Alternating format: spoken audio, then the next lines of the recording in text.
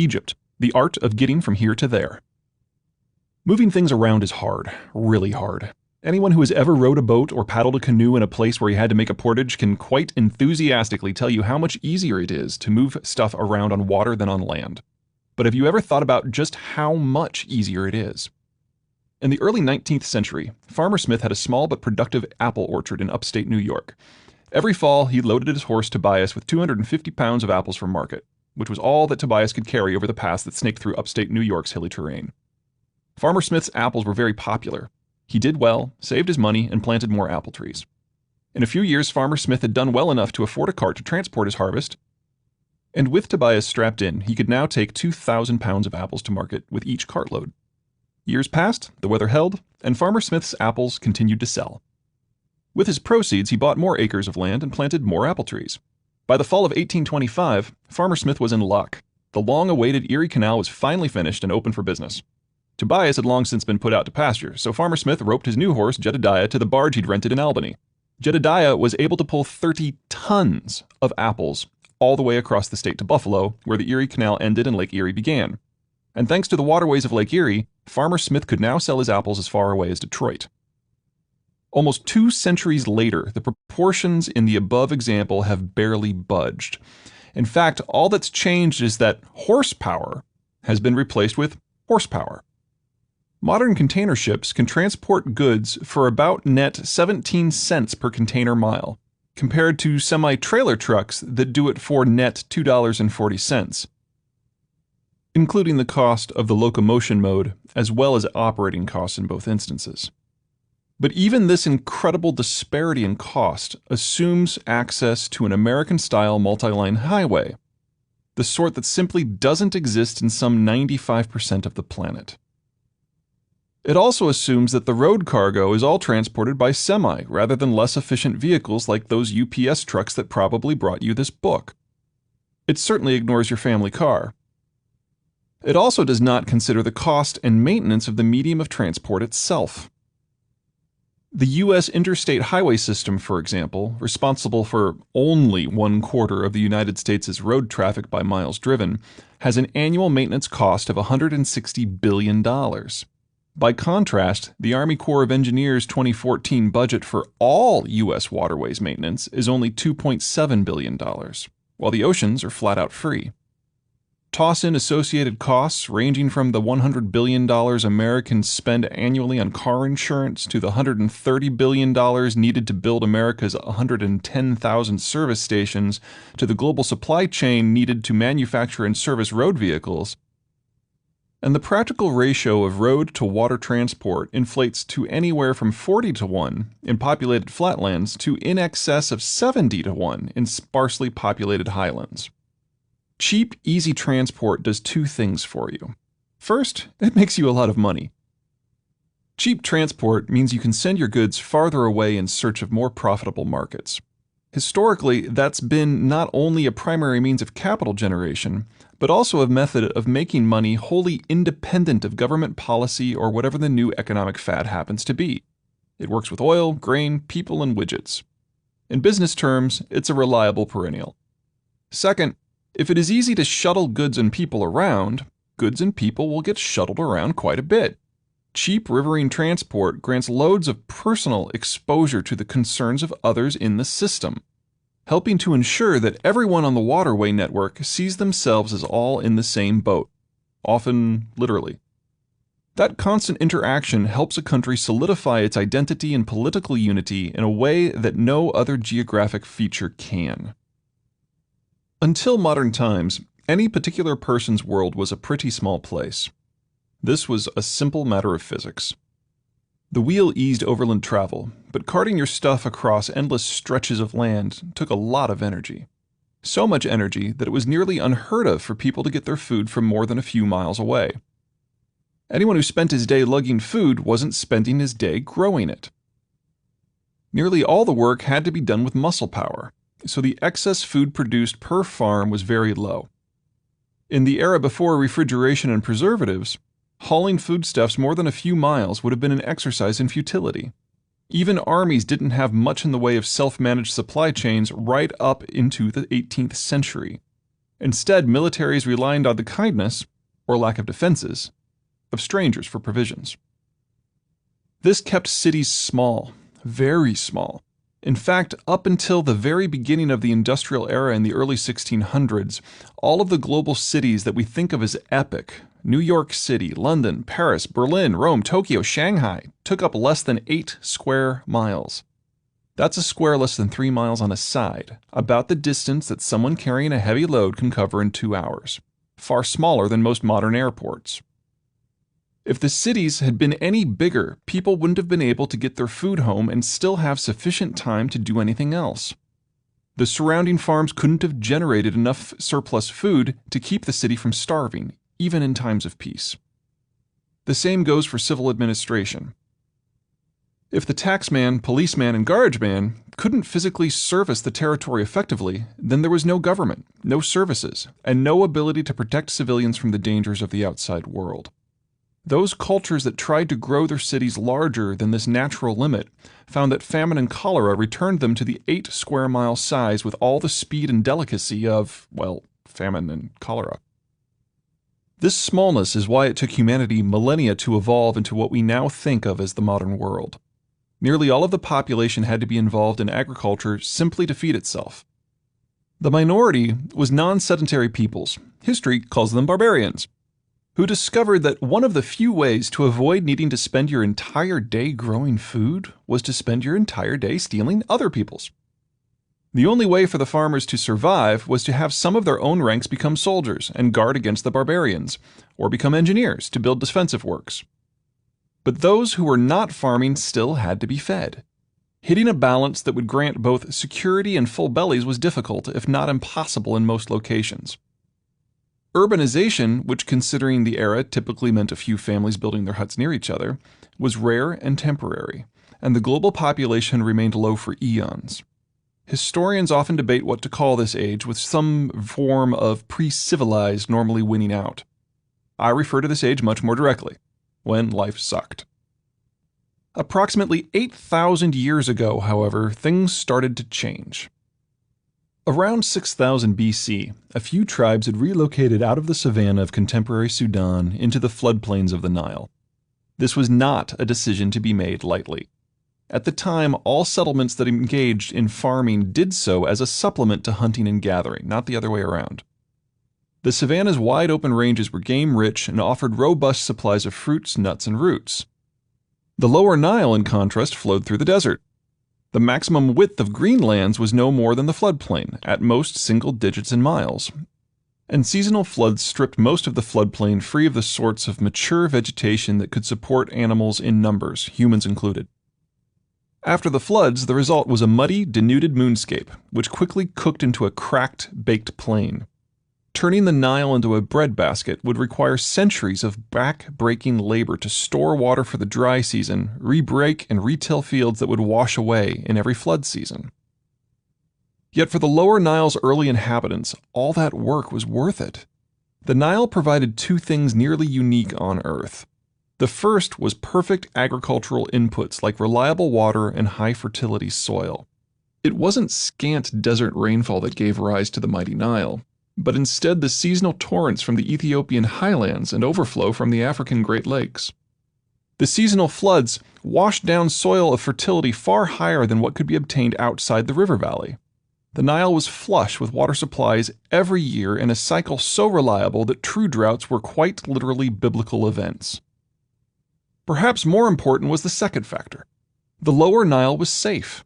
One could stand on the ridges above the Nile floodplain at any point within 1,000 miles of the sea, look east or west, and be met with the exact same view: an endless desert waste.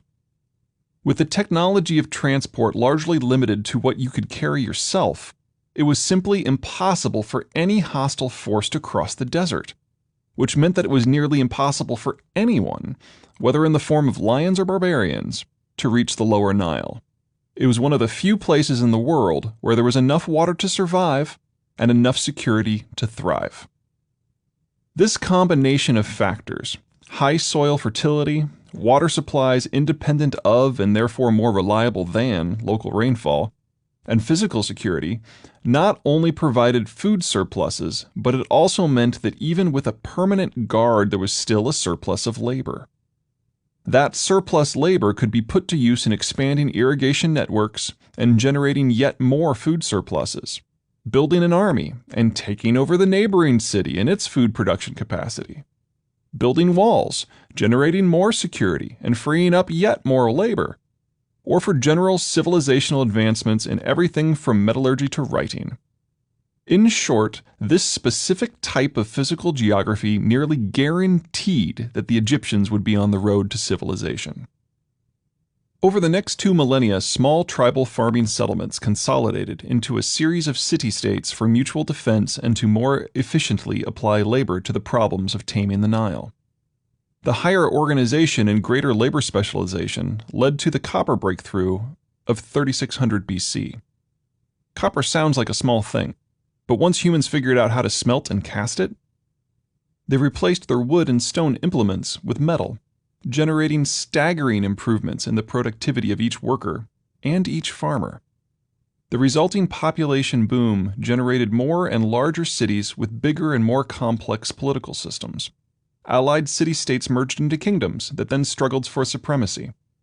By 3150 BC, a single government dominated all of the useful Nile territories between the Mediterranean coast and what is today the city of Aswan. The era of the mighty Egyptian pharaohs had begun. The Nile was not the only terminal desert river valley to give birth to an ancient civilization. Lower Mesopotamia and the Indus River share similar geographies and spawned similar cultures for similar reasons. Yet the Nile was the only piece of the ancient world that advanced not just in terms of technical skills such as writing and road construction, but also in terms of political organization into larger and more complex governing structures. Egypt also proved to be the longest lasting of the ancient civilizations, outliving its ancient contemporaries by 2 millennia. What explains Egypt's success? Why did Egypt consolidate while its peers remained fractured? How did it so outlast the dozens of civilizations that evolved from it? It comes back to the first principle of the balance of transport. Moving stuff is hard. Egypt. The hard part is getting there. Externally, Egypt's buffer areas were far superior to those of Mesopotamia and the Indus. The Tigris is only rarely out of sight of the Zagros Mountains, while the Tigris and Euphrates both flow from Anatolia. It may be difficult to move things about in mountainous territory, but most mountains are sufficiently high to wring moisture out of the air. Where you have rain, you can have food, agriculture even. Both Anatolia and the Zagros have housed human populations as long as human history has been recorded. As for the Indus, its upper tributaries directly abut the Ganges Valley, allowing for regular contact with that far larger river valley. Local deserts insulated both Mesopotamia and the Indus from multiple directions, but not all directions. Their geographies were secure enough to spawn civilizations, but outside forces were still able to reach them, and so they never had the time to consolidate as Egypt did. In comparison, Egypt's borders are a class apart. To the west, it is 600 miles from the western edge of the Nile Delta to where rain falls regularly enough to support a non-nomadic population, contemporary Benghazi, Libya. 600 miles of dry, hot, empty is a long thing to raid across. Land attack from the east was more likely, but that's not to say it was probable. The Sinai Peninsula is just as inhospitable as the Bible suggests, and the 300 miles between the Delta and the Jordan River Valley have proven to be a formidable barrier right up to and even into contemporary times. A southerly approach seems better, and indeed following the Nile is certainly a less painful affair than trudging through desert. But as one moves upriver south, the Nile Valley narrows to a steep canyon in places, complete with the occasional rapids locally known as cataracts. And it is a long, winding 900-mile route before you reach a geography and a climate that can support a meaningful population, contemporary Khartoum, Sudan. Establishing multiple defensive positions along the route is quite easy. In other words, you really have to want to get to Egypt. Within Egypt, however, things are very different. Within Egypt, the Nile does 2 things. First and most obviously, it makes mass food production possible. Every patch of land within sight of the river is under cultivation. generating the most consistent food surpluses of any land throughout the history of not just the ancient world, but also the classical, medieval, and even early industrial worlds. This food surplus created the world's densest population footprint for most of human history, the only exception being contemporary Bangladesh. Combine that with the country's desert buffers, and any outside influence that was not an outright invasion would be so diluted in the sheer mass of the Egyptian population that the government would have little problem retaining control. Second, by ancient standards, the interior of Egypt was remarkably easy to get around in. From Aswan downriver, the valley is flat, in the dry season turning the river into a very slow-moving lake. The lack of elevation change results in a hazy, lazy downriver ride, while Egypt's prevailing north to south winds allow for fairly reliable upriver sailing. The Nile could support riverine traffic in a way that the Tigris, Euphrates, and Indus, cursed with faster currents, less reliable seasonal flows and winds, and omnipresent sandbars, never could. The key is the difference between the ease of internal versus external transport. Just as the difficulty of external transport inhibited invasion for centuries, allowing the Egyptians to wallow in splendid isolation, the ease of transport within so facilitated governance that Egypt was able to consolidate into a single kingdom more than 5,000 years ago. For the first millennia and a half of Egyptian history, outsiders simply could not penetrate into the Egyptian core. Yet within the Nile Valley, the Egyptian government had very little trouble moving manpower, resources, the tools of governance, and even giant blocks of stone around within its riverine-based system. The many braids of the Nile combined with the flatness of the terrain to allow the narrow stretch of Egyptian civilization to be seen from the river. The pharaoh could, and often did, take a boat cruise down the river and visually inspect nearly all of his kingdom without setting foot on land. The current and accurate assessments enabled by such easy travel helped governmental policy to match and respond to reality, a concept that might not seem a major deal in a world of smartphones, but was revolutionary in the world before paper. Tax collection could reach every part of the valley, and such activity ensured that the government maintained a firm grip on every aspect of society. Food stores could be distributed quickly and easily to mitigate local famine. The population crashes and rebellions that plagued cultures well into the modern era were far less common in Egypt. Revolts could be quelled quickly because troops could be summoned with speed. Fast military transport enabled the government to nip problems in the bud. In their sequestered existence, the Egyptians thrived. Sequestered, however, is precisely the word.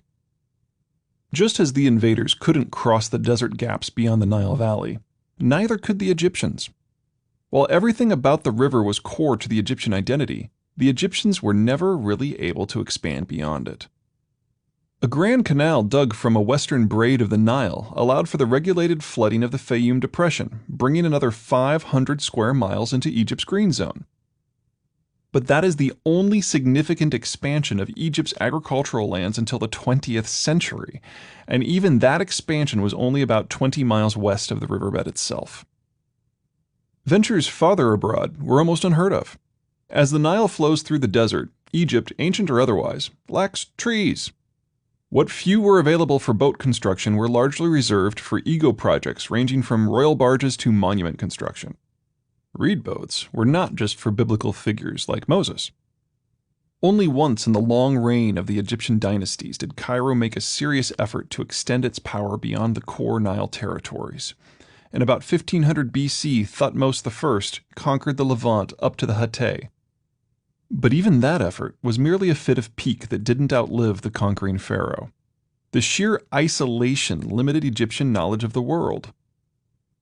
It was so thin, its leaders were shocked when confronted with the fact that some rivers flowed south. Don't be too hard on them. It was 3,500 years ago, and until their discovery of the Jordan and the Euphrates, the Egyptians had never seen another river except the north-flowing Nile. Yet while Egypt was safe on its side of the deserts, pharaonic power and Egyptian identity stopped where the irrigated land met the harshness of the desert. A line of demarcation between verdant fertility and arid sand so exact that it could be drawn with a pen. This simple dichotomy, Easy transport within, difficult transport beyond enabled Egypt to be home to not only the first ever national identity and one of the world's largest well into the medieval period, but it also prevented it from playing a significant role on the regional stage. This differential also shaped what type of people the Egyptians would become. Every place that was within sight of the Nile was also a food-producing region, so there was never a pressing need to develop a nationwide food distribution system. That made the maritime transport system specifically, and transport in general, the province of the state. The military and the bureaucracy could move about, and did. But the common man could not and did not, firmly entrenching the concept of central control. And as we well know from history, the term common man isn't particularly accurate. Deserts, even desert floodplains, do not magically produce foodstuffs. Harnessing the river to store water for the dry season is a year-round, labor-intensive chore that requires a high degree of top-level planning and organization. Failure in central planning and organization would without fail translate into famine within months. People were rooted to the towns of their birth and tightly managed. Nor did they have options. Every town was an agricultural town, and for Egyptians to leave the Nile Valley was as difficult as it was for invaders to reach it. Theirs was a geography destined not just to generate slavery, but slavery of the masses. It was destined to generate a different sort of slavery as well. Necessity is indeed the mother of invention, and for the first age of pharaonic history, roughly 3150 to 1650 BC, there was neither necessity nor even the ability to compare notes with a neighboring civilization. Developments in agriculture, transport, and education ended with unification. Instead of generating higher and higher food surpluses, or attempting either to advance their civilization or to expand it past the confines of the Nile, the Egyptians dedicated all spare labor to monument construction. They got really good at building really big piles of rocks, but technological innovation came to a screeching halt. The mindset of eternal stability was so deeply entrenched that when ancient Egyptian scholars discovered that they had failed to account for the extra day in leap years, instead of adjusting their calendars, they decided it would be less disruptive to wait until their calendar, too short by 0.25 days annually, simply cycled all the way around again, a process that took 1,461 years. When that day arrived, the Egyptian leadership declined to make the adjustment, since from their point of view, the inaccurate calendar had triggered no deleterious events in the past millennia and a half. It wasn't until the Greeks occupied Egypt that they forced the adoption of an accurate calendar. But only in Egypt. Cultures elsewhere, even the ancient civilizations of Mesopotamia and the Indus, continued to exist in a crucible. For them, existence was a struggle against famine, against nature, against each other. New technologies developed to deal with problems that Egypt was blissfully unaffected by. Writing led to literacy, copper led to bronze, spears led to swords, domesticated animals led to chariots. All of these technologies that most people associate with ancient Egypt were not actually developed there, because in Egypt there was no pressure for development past their original technologies of irrigated agriculture, basic engineering, small boats, and hieroglyphics. Even the word pharaoh was an import. In time, two of these new technologies, the domesticated camel and a sailing ship that could transport meaningful volumes of cargo, proved Egypt's undoing. Outsiders could use these techs to breach Egypt's desert buffers, and when they did, they discovered the civilization that all had assumed was mighty and impregnable was in reality languid and backward. They also discovered that Egypt's slave-heavy population lacked motivation to fight for their country. Anyone who possessed the technical skills necessary to defeat the desert was also advanced enough to conquer Egypt with almost contemptuous ease. Instead of being the greatest of the civilizations, Egypt became an easily conquerable breadbasket for anyone seeking to rule the Mediterranean basin.